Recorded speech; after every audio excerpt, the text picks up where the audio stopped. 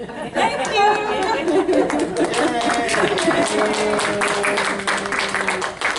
Yes, thank you very much. My name is Mehernoush, and I'm talking about challenges and rewards of raising a child with autism, and how beloved Baba constantly helped us in this process. And if you have any questions or comments, please ask me at the end of the meeting, because I just have limited time and I want to keep going. When I was growing up in Iran, it was taught to us that we should love Meher Baba and obey beloved Baba and also surrender to him. And one process of progressing in a spiritual path is like first the divine, like Meher Baba, is gonna give us like simpler task, and once we accomplish that, we will be given more difficult task to do in Baba's cases, in Baba's cause. And I remember when I was 18 years old and I visited Mehera Irani for the first time.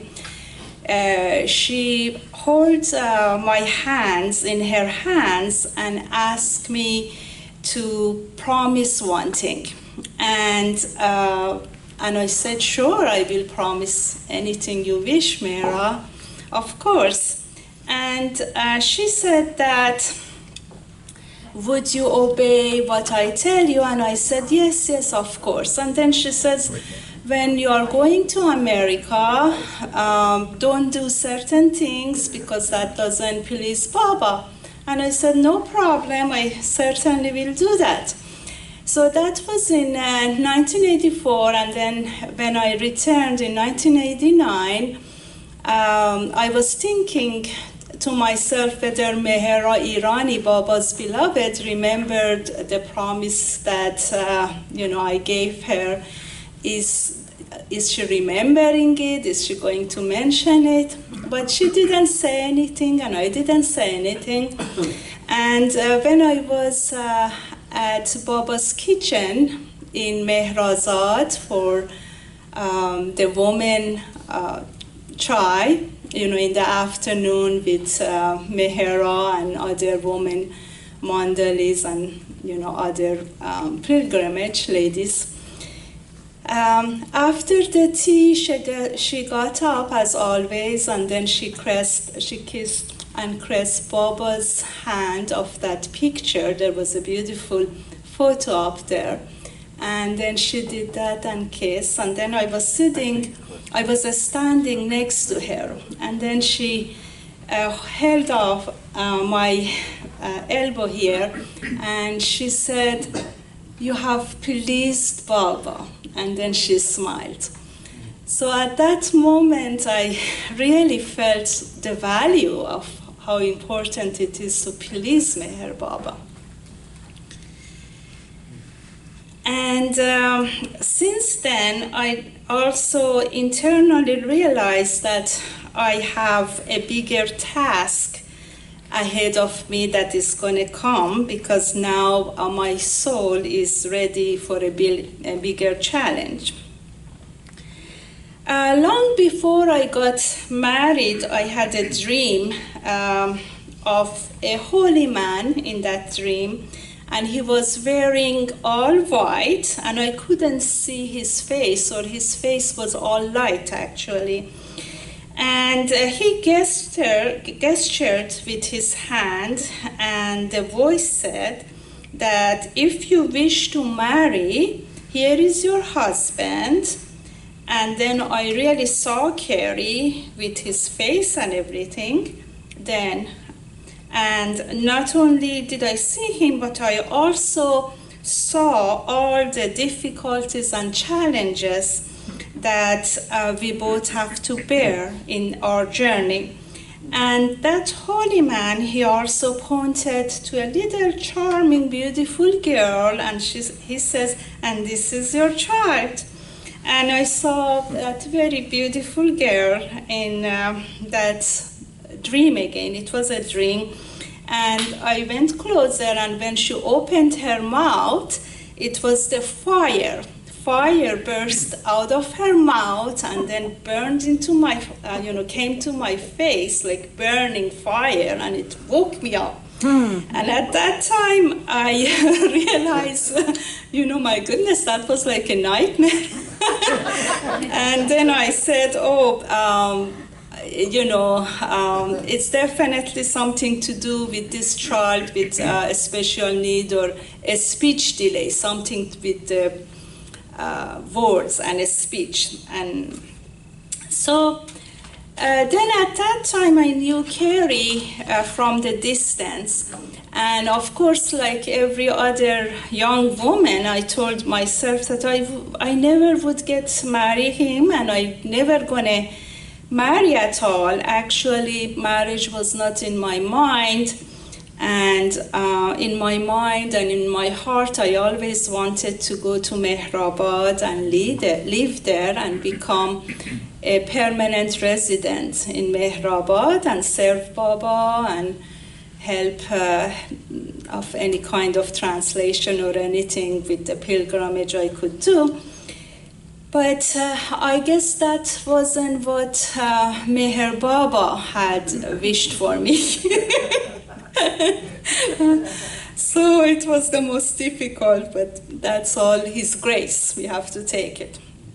So I remember 5 years before I gave birth to my daughter, on that trip, a couple of very interesting things happened, which I wrote it down.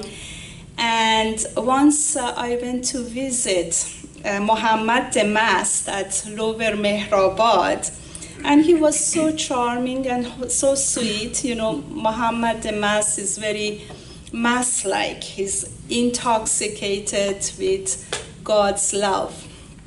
And so I saw him, he was sitting down and he had his blue blanket around his shoulder and head and covering, and he looked like a little child, like a little baby. And I said, oh my God, you're so cute, Muhammad. Would you come with me to US and I will watch after you? And he looked at me and he smiled, and very, very softly and gently says, no. I mean, he said it in Marathi, and Eriko was there, and Eriko Nedel. Right. And he said that, no, I will stay here, and Dada, which is Baba, will take care of me. And then later on, when I went back to LA, I was thinking, my God, Baba, what I was thinking about. I have a full-time job. How can I take care of Muhammad? Where did this thought came to me? But then later on, I realized that probably it was he, as a fifth or sixth plane saint, are able to put a thought in your mind. Maybe he put that thought in my mind. Same trip, when I went to the Samadhi one day, and I bowed down to Baba's tomb, and I had a dress on. Then one rose got cut off on my dress, and when I left, the rose also followed me. It had a little bit of thorn, it cut up. So I came all the way out of the Samadhi, it was all sitting there. So I showed it to the lady who was giving prasad, and I think it was Rhoda Mystery at that time. I asked her, what should I do with it? And Rhoda nicely says, it's a gift to you. Keep it. It's a gift from Baba to you, and keep it. So then I remember the story of Elizabeth Patterson with Baba, that when Baba gave her a wild flower, Baba told her to write down the date and it will become significant for you. So then I said, maybe I should do the thing. So I had the rose, and then I got a box, and on a piece of paper I put down January 17, 1995. And my daughter exactly was born January 17, 2000, 5 years later. So it was really a gift, but the rose comes with the thorn in this case.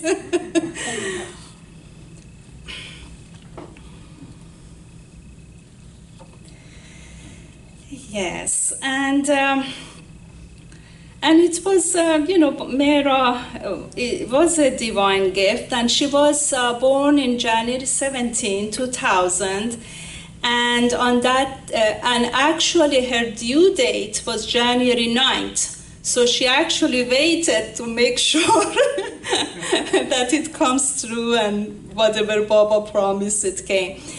And it was very, very interesting that when we were married, around in February of 1999, even Mani Irani, who is Meher Baba's sister, it came to my mind. At that time, Mani was deceased, has already passed away, and she told me that, in April, try to have a baby, a child will born to you, And then I guess in March I had a little miscarriage, and then on April, when I got pregnant with Mehra, it was a full term, and she was actually a full term child, and she was exactly in the middle of the chart with her weight and size and height and everything.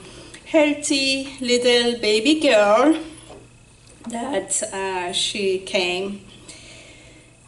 Yeah, so there is a lot of stories with that, but I can go ahead.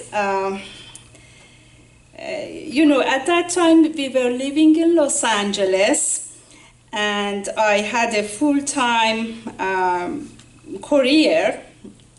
I brought Mehra once to Meher Spiritual Center when she was like 4 months old or something like that. Actually, with Espanol Vesali we traveled because I was on maternity leave, and I figured out I can come here, and it was very beautiful and very sweet.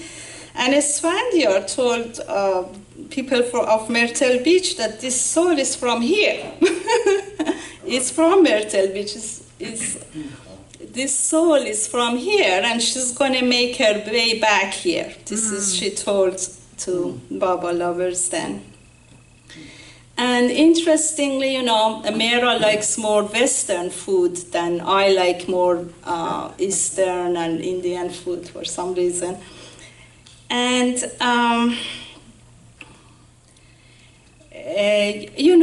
Mehra was growing all fine and no problem. Then we started to give her vaccination, and the third month, and then the fifth, 6 months, and a year. And I noticed that every time I gave her vaccination, there was a growth and developmental delay. And I was getting upset that there is something wrong here. And my beautiful Baba friend Adele Walkin, she totally discouraged me of giving back vaccines to Mehra, and then she also gave me a book and says that this is, read about it, no, don't do that and all that. But then in my family, I had a cousin who got polio So she had a difficulty walking. Her foot was actually turned that way. So she got polio basically. And then I said, oh, I'm going to take Mehra to India and Iran and all that. I don't want her to get sick. Maybe I should continue with vaccination. So I gave her vaccines all the way to the 2 years, and then I gave her the MMR, and basically she lost eye contact, and she had some words earlier. She lost the words, and she couldn't.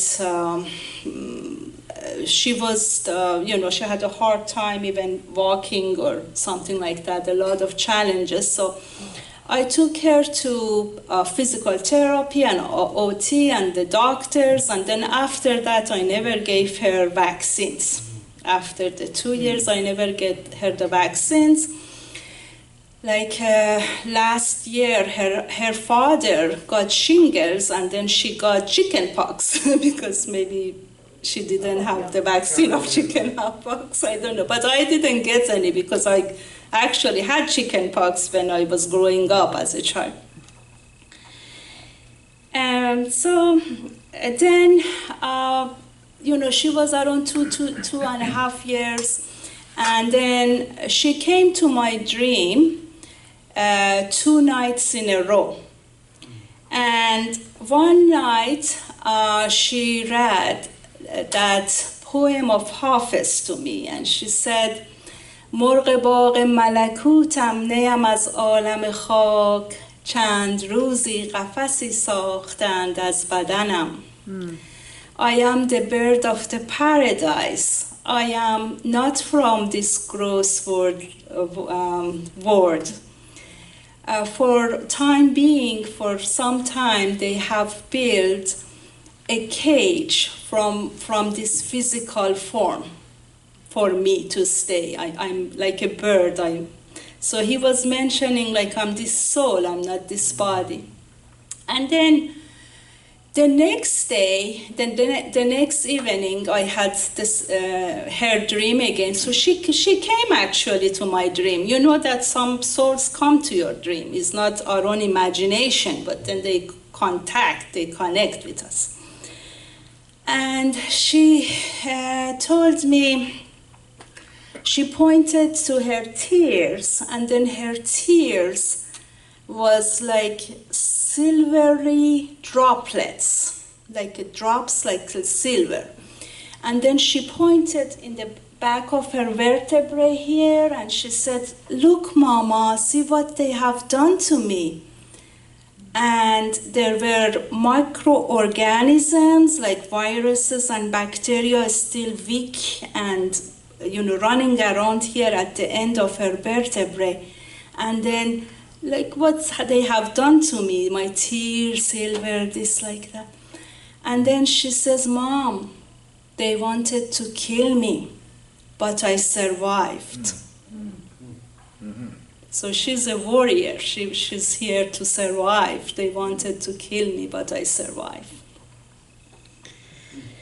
So, there is a lot of controversy, but this is my story, and I believe in it. Then, at that time, both Bauji and Esfandiar have seen Mehra, and Bauji says, oh, I'm telling you, Mehra is not mad, she's a Mastani. And she has just a few lifetimes to live, to be in this body. And I told her, ask Bauji, is that going to be her last lifetime? He says, I can't tell you that, but I'm telling you just few lifetimes.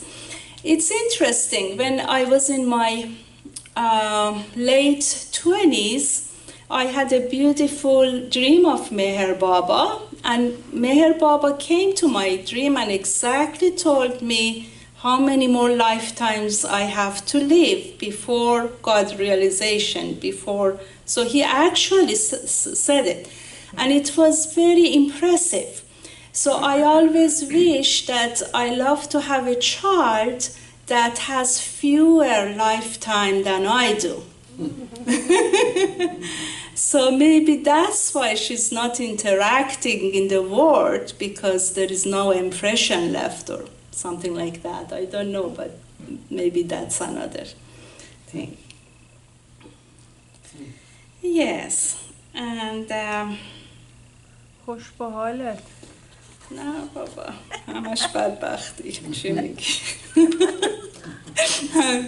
everything is going too fast and too intense, because when you just have a few lifetime, Baba is like finish up, you know, you have to like whoo. We're going to go to, that's another subject to talk. Then okay, so basically, seeing these dreams, maybe wasn't okay. And the other thing was, before I got married, I was having dreams of my daughter, Mera. She wasn't even born. So I saw her like in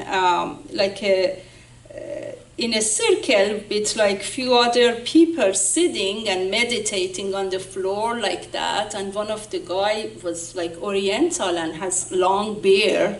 I remember there was another guy was darker skin or something. So she was sitting. So I said, well, maybe I should bring this child. Maybe I should get married and bring, you know, this child, because it's not a regular person. It has something to do with some other activities.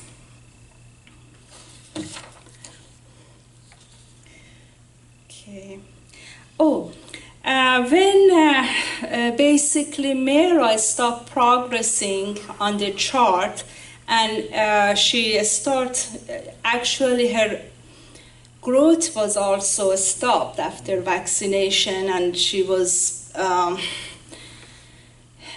basically her head circumference was smaller than her age, her height and her weight even dropped way low, and I was very devastated at that time. And basically I was going through trauma myself, and Mera, so it was very difficult for me as a mother raising her, because my daughter wasn't progressing. And I got to the point that I was thinking of suicide, to commit suicide. But I knew that to commit suicide, then you're going to lose many ages. Then you're going to be in astral plane, but you won't be able to come quickly and get another physical form. But the time was not an issue for me. The one issue was Meher Baba is not going to be pleased with that. That was, I had to hold behind my master. Baba won't be pleased with that. But, you know, the pain is very intense. So I was in a situation that, okay, so now I tried to think, like my thought, I tried to think that here I'm falling down from a cliff, and all my body is shattered, and all the blood is coming up. And this imagination made me a little calm down and more relaxed, to see myself dying or dead and getting, and that kind of made me a little, now I'm like, okay, I can at least imagine it, you know, the feel was too much. Then very soon, maybe even the same night or the night before, Meher Baba comes to my dream. You know, strong. Baba, like Baba is looking at me like with like, what's going on? And his Baba said, what is this crazy thought? What is that? What's wrong with you? What is this crazy destructive? He used the word destructive thoughts. And Baba was distressed because I made him distressed. So I ran to him and I bowed down in my dream on his feet. And I said, Baba, please forgive me. Then Baba sat down, on the floor next to me, and Baba said, what's going on? And I said, Baba, I have, in Farsi I said, Baba, to dilam gham daram. That means, to dilam dard daram. Dard, na gham, dard. I said, Baba, in my del, which is the inner del, I have pain. And then I saw Baba like sitting on a lotus position, holding both of my hands in his hand at that time. He closed his eyes and his face and everything changed like Lord Buddha. Lord Buddha. And he held my hands in his and he closed his eyes. And at that time, he knew that he was aware of every thought and every feeling, everything, and he was pulling everything out of me from my inner heart, from my del. And so he was just cleaning or removing stuff, removing all those pain and suffering and this. And so he did that for some good time, and I woke up, and then I felt like something big was lifted up, and I felt that like I was on tranquilizer, like I was numb, or somebody had done a surgery on me, and I couldn't feel any pain anymore. And the only way after that time, that intense time, when Mehra was like maybe 3 years old or 4 years old, around that time, it was all in my thoughts. So when I thought about it, then I would get angry or intense. So I knew that I should stop the thought right there. And sometimes I needed to repeat his name, Meher Baba, Meher Baba, Meher Baba, and he eventually lifted it. So basically it was the feeling like my feet was lifted off the ground of the mess of all those basically sadness. And after that, I never felt like that. Meher Baba as Lord Buddha came and boom, cleared it up. You just have to ask him. Yeah. So then, yeah, and I was a full-time employee, and then at night, Carrie had a evening job. So it was me watching after my daughter, Mehra, because she wouldn't go to bed. She would like, ooh, dancing, jumping, will come to my room. It's like, oh, I'm hyper, let's do some play game. I'm like, oh my God, it's like midnight. So I have to be up, and I'm like she was fully awake, And so I had always deficiency of sleep. So I used to go to work, and then coffee after coffee keep me going. And I used to be a health inspector, so I had to just lay down on my car, between my stops to just catch up, a little bit catch up here, a little bit catch up there with the sleep. And so that was going on, but Baba, of course, had his agents, and there was this tall Mexican Spanish guy that every single time that I was in the need of parking lot, he would appear out of nowhere and pointed here like this is the parking. I mean, it was in West LA. I don't know where he would appear from. West LA, like in a parking lot. I'm like, oh my God, there is no parking. He would like, you. And then I was in Burbank. He would find a parking place. Then it was somewhere else in East LA. So anywhere that I had to do the inspection, I'm looking for parking place, he would just appear and find me. Okay, thank you, Baba. Thanks for your agent. I remember one time I went to Glendale. There was a private school I needed to inspect. And I didn't know, but the school, they discharged they closed it earlier that day. So it was 3 p.m. and I was like frustrated. I said, oh, I have to do the inspection, Baba. How does it possibly close? And then the same guy comes.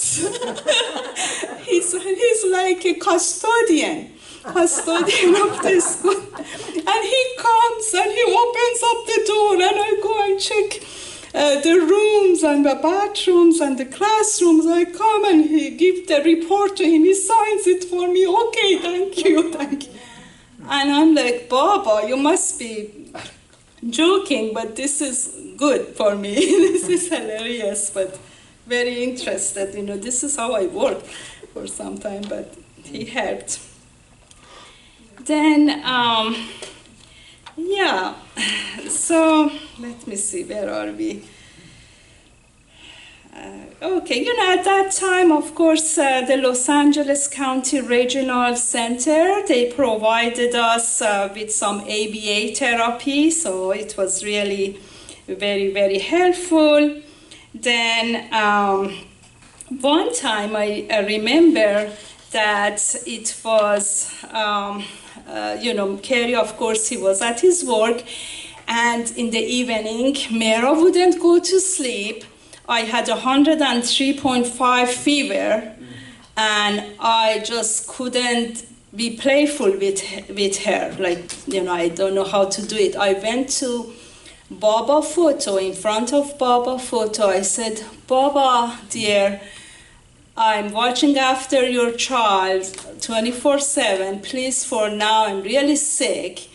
Help me, help Mera or something. I cannot do it anymore. You do something tonight.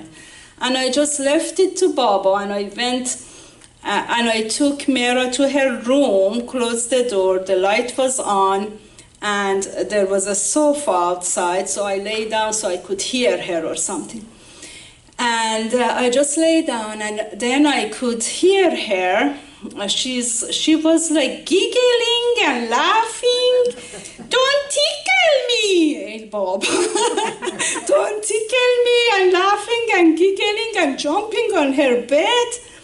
And I said, oh, thank you, Baba. Maybe you send some fairies or angel, because they come handy,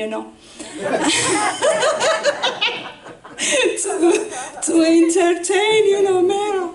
So I said, thank you, and then I slept. I just slept all throughout the night, and I woke up. As soon as I woke up, I thought of course, of Mera. I said, oh my God, now I'm thinking, where is she? Is she in her room? Did she come out? What happened? I'm just thinking. And so the door was closed, her bedroom. I opened it up. I saw her sleeping on the bed.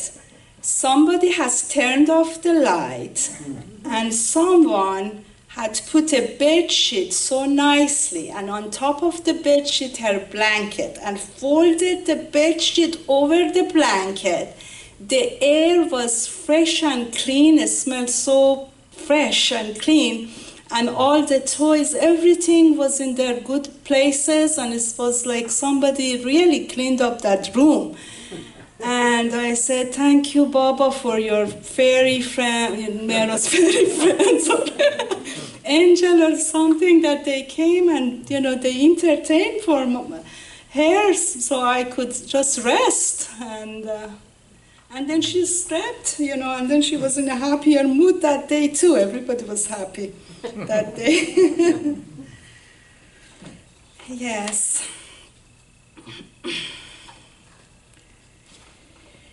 And around that time was also, my mother, mothers are very sensitive, so she was also very worried about my health and well-being.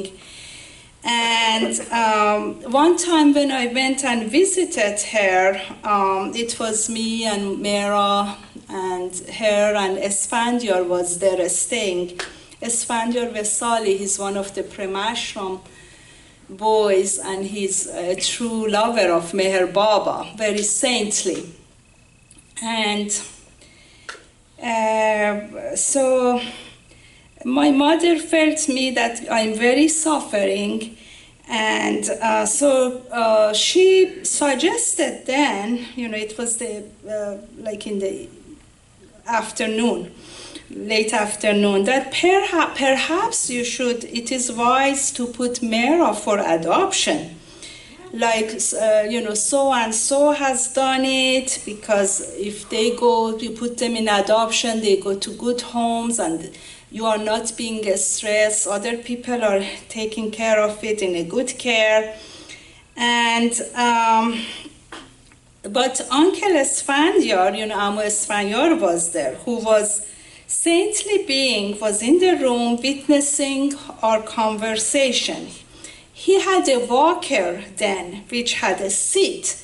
He was, as he was listening to us, he got the hold of Mera, put her on the seat of his walker, and loudly said, "Let's get off here before they throw both of us out."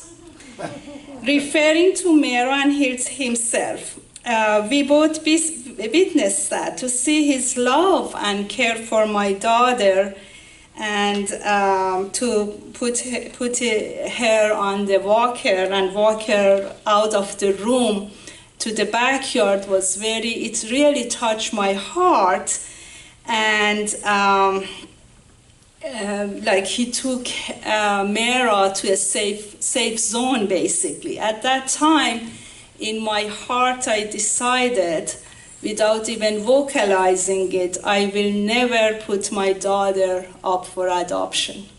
Esfandiar read my thought, turned, looked at me deeply, smiled and nodded his head in approval. After that, my mother never mentioned the option of putting her granddaughter up for adoption again. Bad. Oh, I only have 5 more minutes? 10. We'll give you 10. Okay.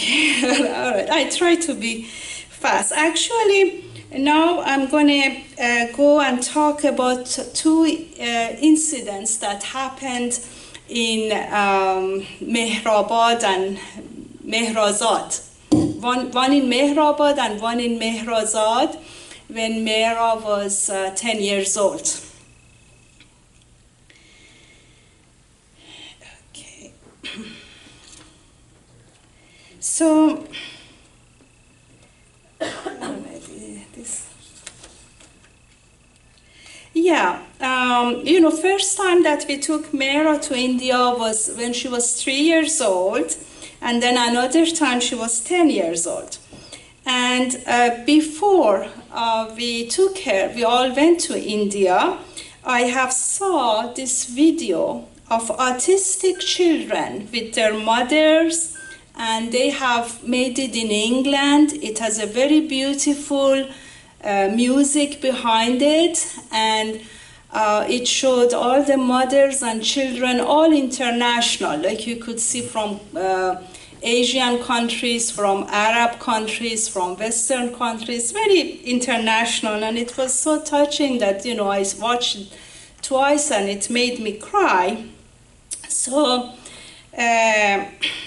so they also have, Bauji also had seen that movie. Somebody from LA, I don't want to mention the name because this is going to be, everything has to be private.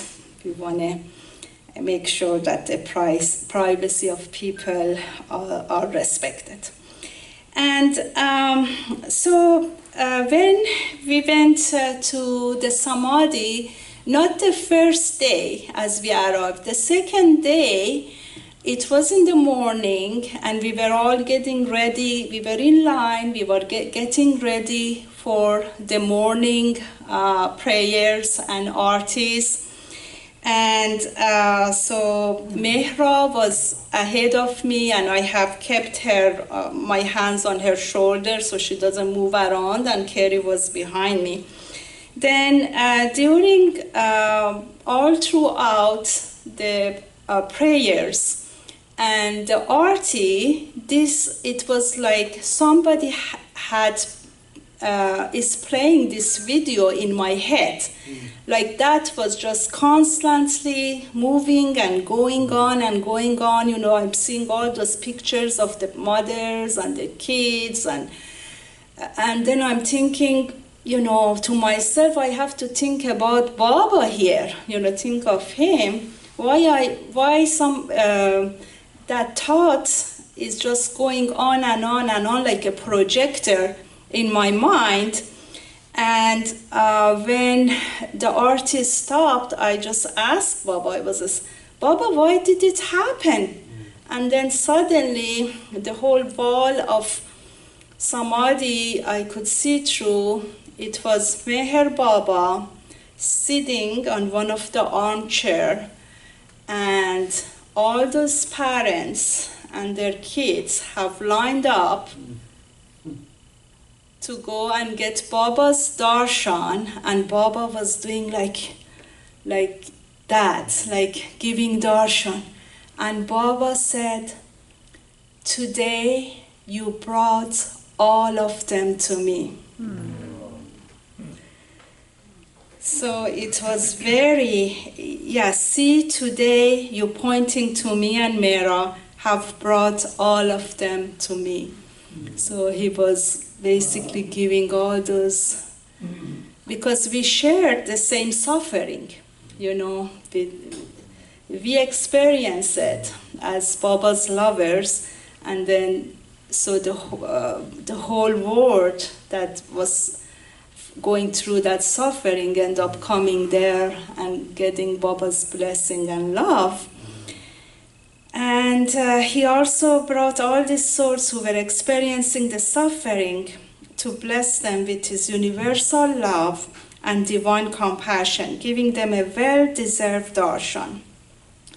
That at Baba's Samadhi, for the first time in my journey with autism, I realized that after all, it is not bad to have and raise an autistic daughter, because we can be a medium for his work and to please him at last. At the same trip, there is just two more stories.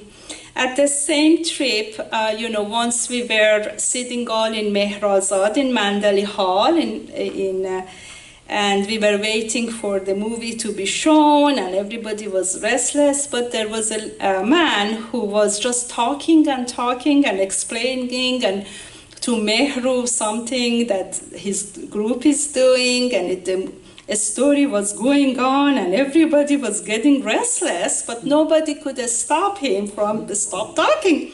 But then suddenly my daughter loudly said, Digena! Digena in Farsi means no more! So she actually spoke on behalf of everybody else. And he recognized he's talking too much and stopped the talk. Later, both Casey and Divana came and thanked me and Mera for being so timely to stop him for talking, and that no one else could have stopped him otherwise from the topic. And this is very significant. Another experience, I like to share it with you tonight. On the same trip, it was Sunday, and Baba movie was being shown at the Mandali Hall. I was sitting on the floor, and Mera was sitting in front of me on the floor. Our faces were toward Baba's chair in Mandali Hall. There was still some time left before the movie, and I was looking at Baba's chair, trying to imagine and see him sitting there. Then I had a vision of Baba sitting on his chair. I was sitting, I suddenly moved to him on his chair. I was sitting on his lap like a child. Baba was pointing to the sky, and I could see all the planets and all the stars, the whole cosmos. It was such a magnificent show, so beautiful. Baba said, "See, all of this is my creation." Then he pointed to the entire planet Earth, and I saw everyone was like puppets in his hand. They all have a role to play.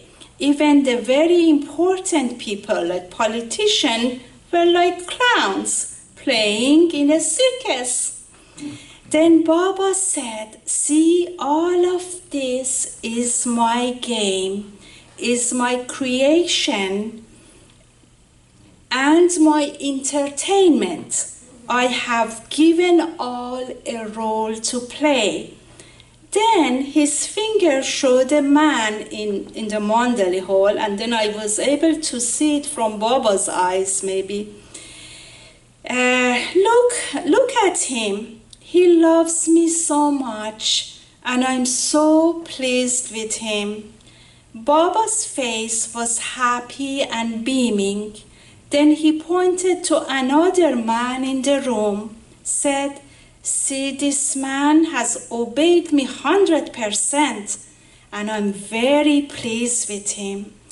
I saw Baba's face beaming in joy. Then Baba pointed to me and Mera sitting on the floor. He said, "Look, mother and child, exactly the way I wish them to be. And they have played their role perfectly as I wish them to play. And I'm very, very pleased with them." This time, Baba's hands were spread wide open, and his joy and happiness were overwhelmingly powerful. Then I saw myself back on the floor, sitting with my daughter Mera in front of me on the floor at Mandali Hall. That time, for the first time, I realized that it is all a divine game, and we all are playing our roles and are surrendered to his wish and will is to have beloved Baba happy and pleased. Jai Baba.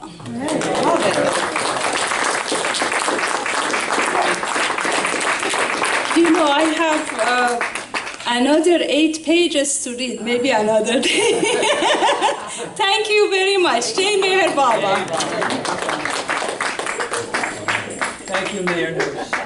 And as always, we end the meeting with 2 words. Meher Baba. Jai Baba.